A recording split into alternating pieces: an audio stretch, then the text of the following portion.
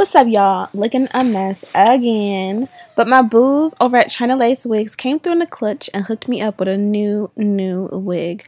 Now this is their packaging. As always, they have superb packaging, shipping, all that is A1. This one here is going to be a 370 lace wig. You heard me right, 370 lace wig. It's a beautiful curly texture, and what I love about these 370 lace wigs is that they come with the baby hair. It's pre-plucked, it's nicely styled already. When you flip it inside out, there is a comb in the back, adjustable straps, as well as 3 combs in the front.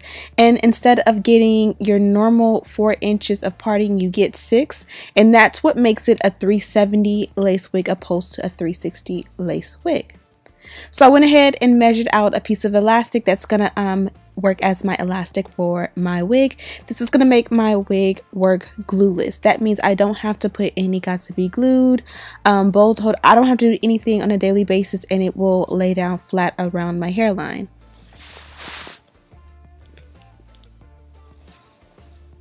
Now, if you've watched my tutorial, then you know that all you have to do is match up your elastic with the combs going the opposite direction, and it will fit super flat like a dream.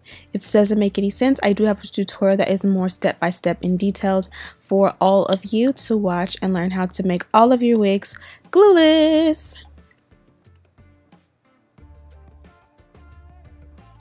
Now we're all done with that. I'm just going to take my foundation powder and a quick little large brush. I'm going to go ahead and quote-unquote tint the lace by adding a powder that is the color of my skin, so that whenever you part or around the hairline, through the center, through anywhere in the wig, it'll sort of blend with my skin a little bit better.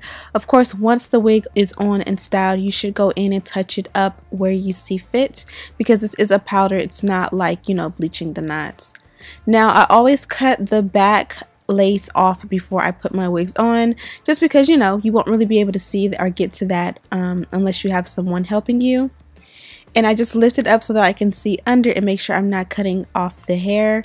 If you cut 1 or 2 strings of hair, you know, the wig is not ruined, but, you know, try not to just butcher the entire wig. Now I'm just adjusting the straps. This is also a step that you must do before you put the wig on, or for me at least, I don't know how to put the straps on when the wig is on. And this is what we have so far. As you can see, the lace semi-matches my skin, the elastic, the adjustable straps, everything is making this wig fit perfect. You can see through the back of the wig kind of poking a little bit of that powder that matches my skin. And we are checking the wig for size. We see that it's pre-plucked and everything fits perfect. I went ahead and cut off the excess lace, and now I am showing you all of this beautiful curls. Now it looks like I curled this wig myself. It's a very nice curl pattern. You can go ahead and bleach the knots for a more flawless finish, but of course this came with some gorgeous curls. If you go ahead and bleach the knots, wash and condition the wig, the curls will have to be restyled all over again. Coffee break, of course. Now I was deciding if I wanted to put the bang in the front, what I wanted to do, but I decided to start with going ahead and making the baby hair. Now you guys can see here I used a little bit of got to be glued to hold my wig down. You see before that I didn't need it, but it does make for a more natural finish when you use like a little bit of a got to be glue spray or something just to melt the lace a little bit more. If you want your lace completely melted, then you'll definitely have to bleach the knots. You know, I definitely also have to put a scarf on to make it all just like super duper flat and seamless. Now today I'm going to be using a technique I don't think I've done on this channel before. I don't know where I've been asking you guys for years, literally, what is your favorite edge control, and I think I finally found mine, and it's foam motion. Now I believe I've done this before in the past, but I didn't do it like this.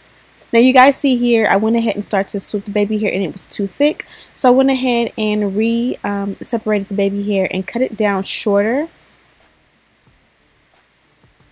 so that when I swoop it, it won't be so much hair. Now I'm going to just apply a little bit of the foam, a little bit more to get the area wet. Now it works best when you use a lot, in my opinion. And I'm just going to take my little old toothbrush and I'm going to just swoop. As you guys see, when I first swooped, it was too much hair in there and it was super thick. You kind of just brush some of the hair back so that it goes back in with the rest of the hair, and then your baby hair is not too thick. And then I kind of just play with it to get a little bit of sideburns going.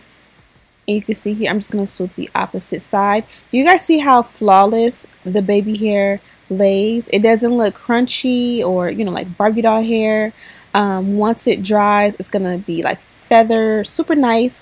I'm still wearing this wig 2 days later and the baby hair is still on point, and all I have to do literally is like add a little bit of water or a little bit more foam to touch it up, and it's working amazing. I don't know where I've been and why I haven't been using foam lotion to begin with, but this is lit.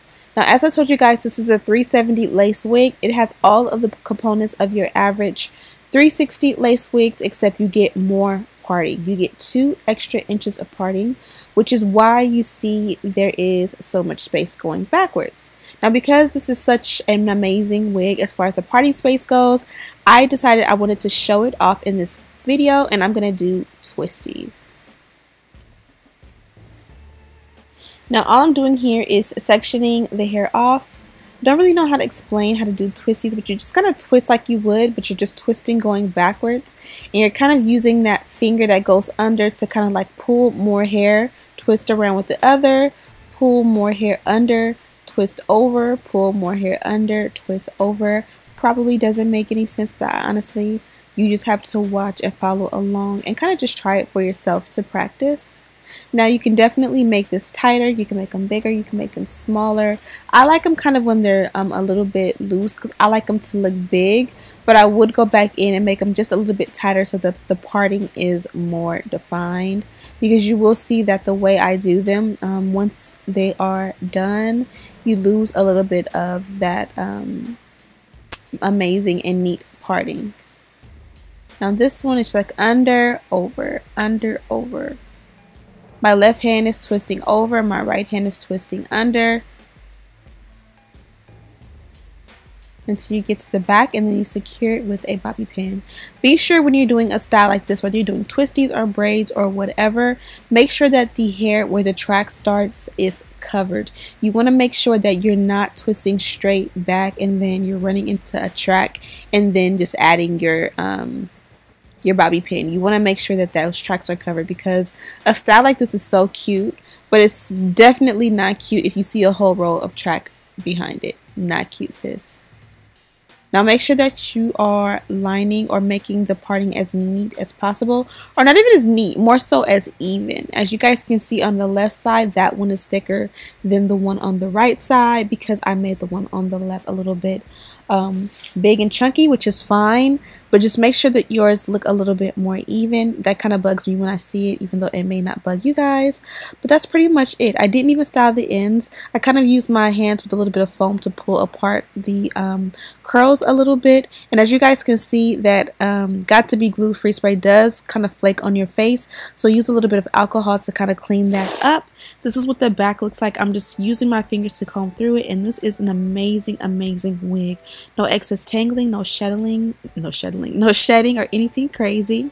So make sure you check out this wig. I have it linked down below. Thank you guys so much for watching. Don't forget to like, subscribe. I can't even talk, you guys. Like, subscribe, comment, share this video with your friends. Check out how when you add your powder on top, how it kind of makes it blend with your skin a little bit more. Try to find a powder that is best complementary to your skin, so that you know, it's not as bright as mine is, but still will look amazing. Also, if I did not mention, this wig is 200% density, so it's nice and full, and it also is 14 inches long. Again, I do have it linked in the description bar. Also, I have a huge contest going on in my channel. This is a quick look at the final result. I do pack on a lot of powder because the powder does kind of brush off, especially when you put a scarf on. So I put on a lot to begin with because it does, you know, lighten up or thin out, if you will, at the end. But thank you guys so much. See you in the next one. Smooch.